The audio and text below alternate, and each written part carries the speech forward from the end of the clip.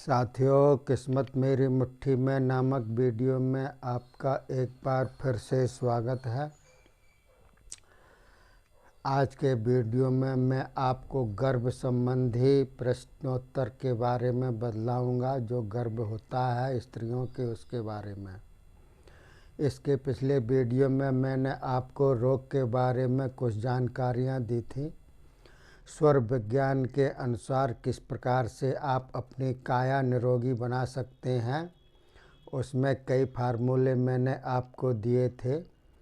वैसे तो आप अपनी इम्यूनिटी बढ़ाने के लिए सहन शक्ति आपको बढ़ानी चाहिए।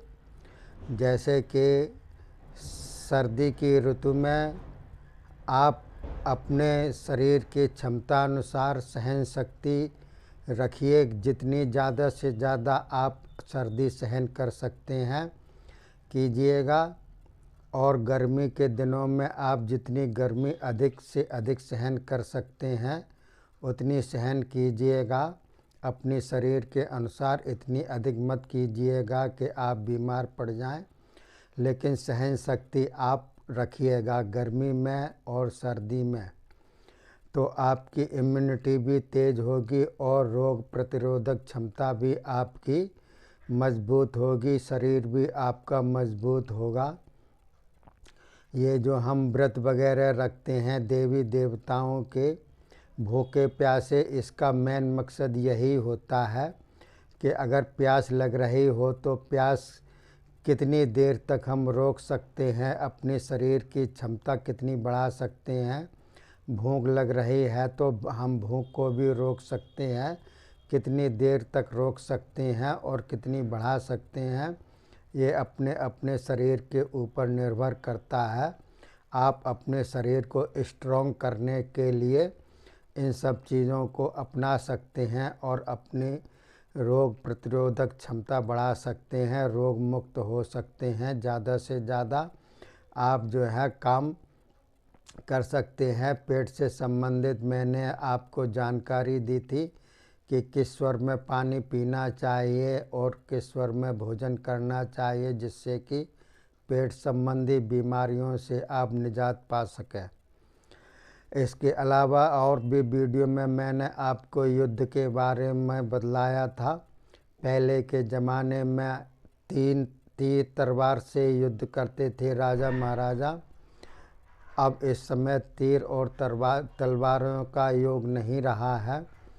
आप किसी भी क्षेत्र में चले जाइए, आप अगर कुश्ती के प्रेमी हैं, पहलवान हैं, तो पहलवानी के क्षेत्र में आप अपने प्रतिद्वंदी को किस प्रकार से परास्त करेंगे। प्रतिद्वंदी का मतलब दुश्मन होता है आपका। आप किस प्रकार से जीत हासिल करेंगे, जीत हासिल करना ही मुख्य उद्देश्य होता है। ये भी एक प्रकार का युद्ध है। टेबल टेनिस, आप अगर प्रतियोगिता में भाग ले रहे हैं तो किस प्रकार से जीत हासिल करेंगे। बैडमिंटन में और कोई भी खेल हो XYZ, आप जीत हार दोनों में ही होती है, तो आप जीत किस प्रकार से हासिल करेंगे। स्वर विज्ञान के बारे में मैंने आपको बतलाया था। युद्ध किस प्रकार से जीता जाता है, ये भी एक प्रकार से युद्ध ही हैं। और इसके अलावा और भी विभिन्न प्रकार के जहाँ पर जीत और हार हो, समझ लीजिए वहाँ पर युद्ध चालू है। महाभारत में आपको पता ही होगा कि धर्मराज युधिष्ठिर जब जुए खेल रहे थे तो जुए में हारते ही चले गए। वहाँ भी हार और जीत का प्रश्न था।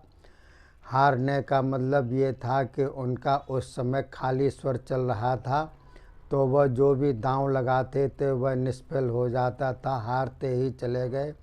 यहाँ तक कि अपनी स्त्री को और स्वयं को भी दांव पे लगाने के बावजूद भी एक भी पासा वो नहीं जीत पाए, समस्त हारते ही चले गए।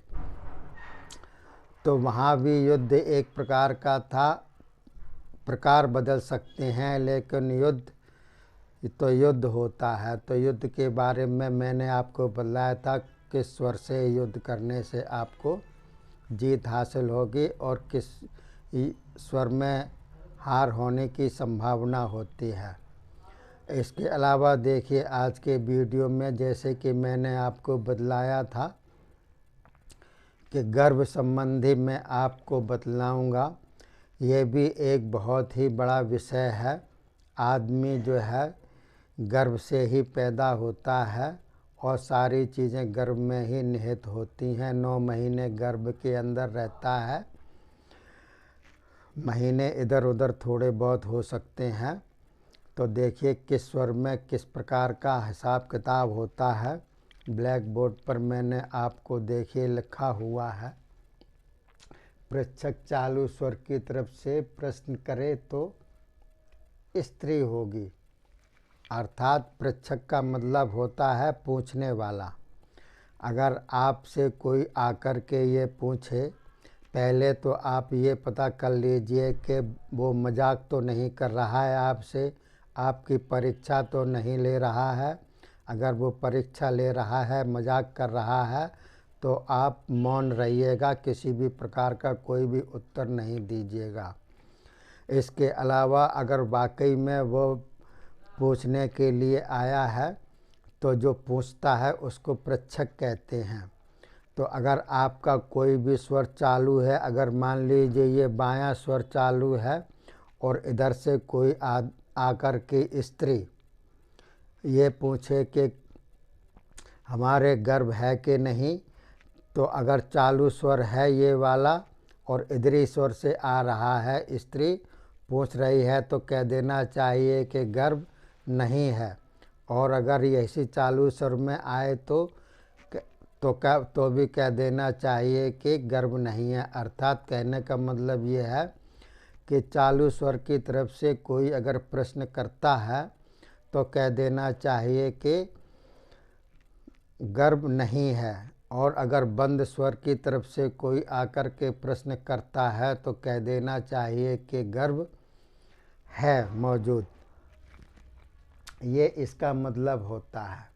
दूसरे में देखिए, आप अपने स्वर को पहचानिएगा। जैसे कि मैंने तत्व बदलाए हैं, एक स्वर में 5 तत्व होते हैं। तो देखिए अगर जल तत्व या पृथ्वी तत्व चल रहा है आपका, और अगर कोई प्रश्न पूछता है तो जल तत्व और पृथ्वी तत्व में क्या होता है, पुत्र पैदा होता है। अगर कोई पूछता है कि लड़की होगा कि लड़का होगा, तो लड़की या लड़के का प्रश्न उत्तर है ये। तो अगर आपका जल तत्व और पृथ्वी तत्व चल रहा है और कोई पूछता है तो कह देना चाहिए कि लड़का होगा। और अगर अग्नि तत्व और वायु तत्व चल रहा है पूछते समय, तो कह देना चाहिए कि लड़की पैदा होगी। और अगर मान लीजिए खाली स्वर है, अर्थात आकाश तत्व है, आकाश तत्व को खाली तत्व कहते हैं। तो अगर आकाश तत्व चल रहा है, खाली तत्व चल रहा है, तो कह देना चाहिए कि गर्भ नहीं ठहरेगा, गर्भ नष्ट हो जाएगा, गिर जाएगा या कोई भी बात हो जाएगी, गर्भ नष्ट हो जाएगा। और तीसरे नंबर पर लिखा हुआ है, अगर चालू स्वर की तरफ से कोई पुरुष आए, ये तो स्त्री की बात थी। अगर कोई पुरुष आता है और अगर साथ में उसके स्त्री आती है या नहीं आती है, लेकिन अगर पुरुष प्रश्न करता है तो चालू स्वर की तरफ से अगर वो प्रश्न करता है तो कह देना चाहिए कि पुत्र पैदा होगा। और अगर खाली स्वर की तरफ से आता है तो कह देना चाहिए कि लड़की होगी।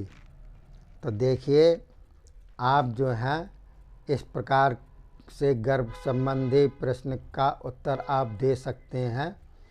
और आगे भी शेष भाग में आपको बतलाऊंगा वीडियो के अंतर्गत, क्योंकि ये एक गूढ़ विषय है। इसके ऊपर फिर मैं आपको वीडियो के द्वारा और भी जानकारी दूंगा। वीडियो अच्छा लगे तो लाइक और शेयर और सब्सक्राइब अवश्य कीजिएगा, जिससे कि मेरा हौसला अफजाई होता रहे और आपको नॉलेज बढ़ती रहे। इसी के साथ ही मैं अपने वीडियो को विराम देता हूँ, वाणी को विराम देता हूँ। जय हिंद, जय भारत।